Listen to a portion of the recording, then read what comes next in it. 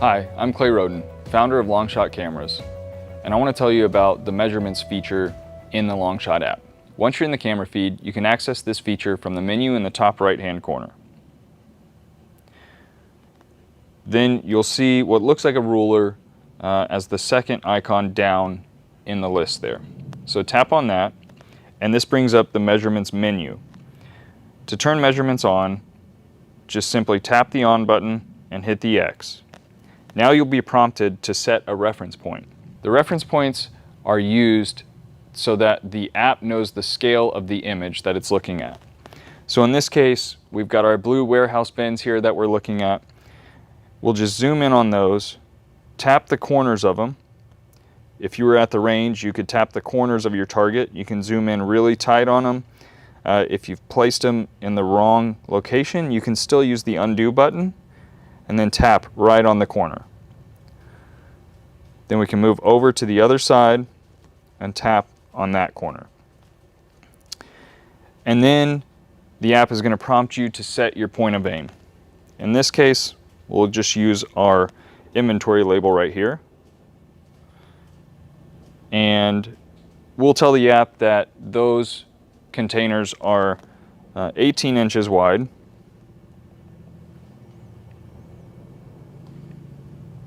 And that we're shooting the target at 100 yards away, and hit start. Now for the reference points, I would suggest marking the corners of your target and knowing the width or height of your target to use that to set the reference points. If you've got a target with grid lines on it and you know the dimensions of that or the dimensions of each circle in the target, then you can use that as well. Now that we've got that, we've got a card at the bottom which is displaying the statistics of our current group. And at the top, we're also displaying the group statistics for the active group. So right now we don't have any shot markers. Our extreme spread is 0.00 inches and it's 0 MOA. Our zero adjustment is also there as well. But as you start to tap to mark your shots, it's going to be calculating the group size. Right now, we've got a spread of 36.5 inches. All right, so after you've got that set up, you can start marking your shots as you're shooting. As you mark, it's going to actively calculate the extreme spread of the group and the adjustment to 0. You'll also be able to see the group statistics in the card at the bottom. You can tap on that card to expand it, or tap it again to shrink it. As you mark shots, again, that group size is constantly going to be updating, and the zero adjustment will also be updating. Now, if you are using an MOA or mil scope, you can set the output of that zero adjustment accordingly. Just go back into that menu and then choose mil or MOA, and the output will be changed to that. You can also display that output in inches or centimeters as well if you'd like. You can do the same outputs and options for the group width and height as well, and the group size and extreme spread. You can also turn those outputs on and off in that menu. So if you want to see the adjustment to 0 in the card at the bottom, simply turn the output for adjustment to 0 on, and that'll be displayed there.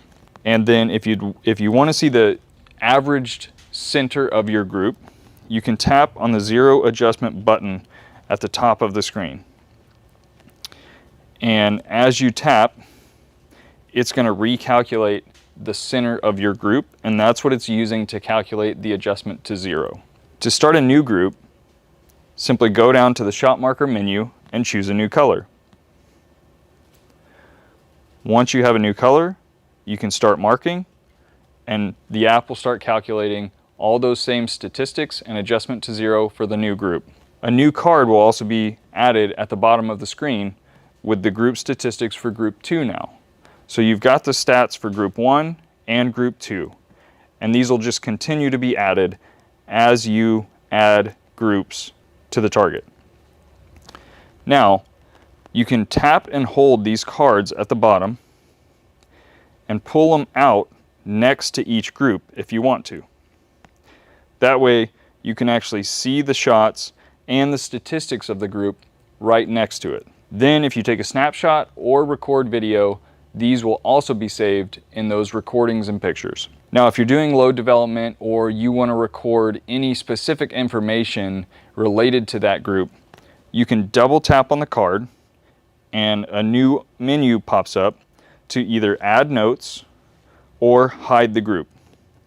In this case, we'll just click add notes. You know, you could put what range you're at, what distance you're shooting at, the specifics of a load that you're testing, environmental information, whatever you want, and it'll be saved to that card and displayed when it's expanded or when it's brought out next to the group. So we'll go ahead and save this, and then once we return to that card, just tap on the card, it'll bring you out of that sub menu and back to the group statistics, and then you'll see the notes that you just entered there.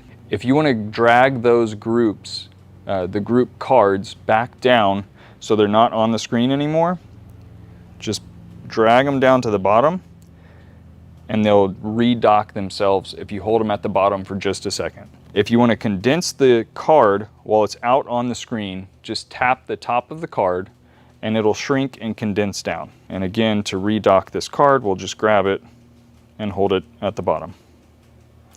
And then you can tap the cards and minimize them at the bottom as well.